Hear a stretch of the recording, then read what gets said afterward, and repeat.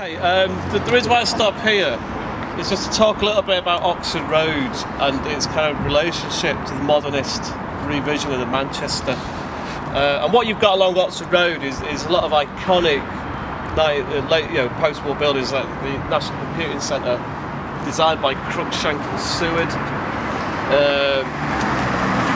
Mid-60s again, opened by Harold Wilson, like the Mancunian Way. And also you've got Manchester Polytechnic, as I refer to it as, or Manchester Metropolitan University, again opened in 1969, I think, or no, 67 again, by Harold Wilson, who was a Prime Minister who was attributed with the quote, the white heat of technology, that Britain's future will be determined by technological know-how. And higher education was sort of central to the delivery of that vision. So what we see along Oxford Road is an attempt by the city authorities to create a higher education plaza. If you go back to 1945 reconstruction plan, they wanted to shut Oxford Road off completely. And where Grosvenor Square is today, where All Saints Library is, they wanted to construct a plaza with an undetermined cultural block in the middle of it, so some sort of museum or art gallery. So Oxford Road would be a very different space had that come to fruition. That plan didn't work out. Then the next plan is the Higher Education Precinct Plan of 1967, and pretty much the landscape that you see along Oxford Road, the plan for all the deck access walkways, the university precinct, it's part of that plan. So it's quite strange, you can't imagine it now, but the John Dalton Extension building we can see just there was designed to be accessed at first floor level. That the original building plan had no ground floor usage.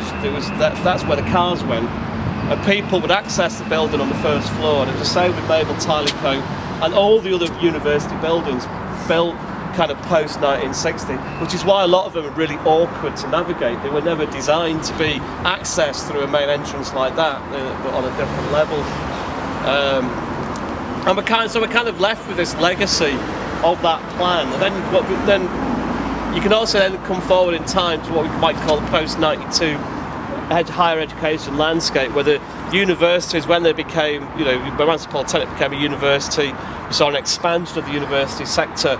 We see this attempt to create new construction. So you've got these three phases of development of university buildings in Oxford Road: the Victorian buildings, which defined Manchester University and UMIST, then the kind of 1945 plan and the 1967 plan, and then the kind of post-92 landscape, which isn't really planned at all. Currently, there is something out there called the Oxford Road Corridor Project, which is what that envisages is shutting off Oxford Road to local traffic. So you've just got two lanes, one lane going either way with regulated buses going up and down there and taxis, and then widening the roadway to create a bigger pedestrian environment. Now that sounds great in principle, but you do wonder what will happen to kind of the diversity along Oxford Road. I mean, there isn't that many shops. You go to other university towns, and what you find is lots of second-hand clothes stores, record stores, comic shops. Where are they? You've got 60,000 students here walking up and down this street, virtually no independent retail. It's completely bizarre, and there doesn't seem to be any accommodation for that in the current plan. But there's always been an attempt to try and use higher education in Manchester as a means for planning, redevelopment, regeneration. The higher education institutions have been inculcated in the regeneration vision of the city, from Manchester Knowledge Corridor to the latest one, was they call it Graphene Alley. You've seen this one? They've invented this new substance down the road called graphene. I don't think you put it in your pencil. I don't think you do that with it. But it's supposed to revolutionise computing. Now the City Council says, right, it's going to be Graphene Alley. In the same way we were supposed to be the next Silicon Valley when they invented the computer. But those, that's never come to fruition. But clearly what you've got going on down here is a significant number of higher ed institutions, plus culture institutions such as the Whitworth Art Gallery, Manchester Museum, and Contact Theatre. A big problem with the city's plans to create a knowledge cultural corridor down here is that you've got the BBC and here, and it's a big site. You might just think the BBC is that building. This is all BBC, or was BBC. There's no BBC activity on this. This site has been sold to a private developer. I'm not supposed to tell you about the master plan for this area, it's embargoed, but there is a master plan for this area. As you can see, this area changed quite radically.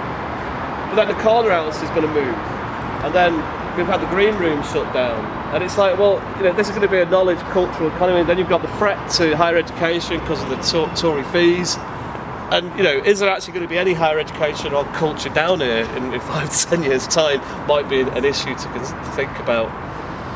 Okay. I could say no. I won't say that. There is. You might wonder, right? Some people do ask me why MMU is full of brown brick, and this is down to the Wilson and Wormsley materials plan for higher education. So the university down the road is defined by red brick, UMIST is defined by white, and we'll see that landscape shortly, and we were defined by brown shitty brick colours, which, and none of this brick which kind of lines the John Dalton building or the All Saints or the Students' Union, none of that is structural. That is just simply facade. You could actually chip away at that and the buildings would stay up. So something to think about. If you ever try to rethink these spaces and how you might enliven them, maybe that's one thing I'd get rid of, is the brown bloody brick, because I hate it. Sorry, that's just a personal bugbear. Okay, we've got another underpass to explore, which is just around the corner.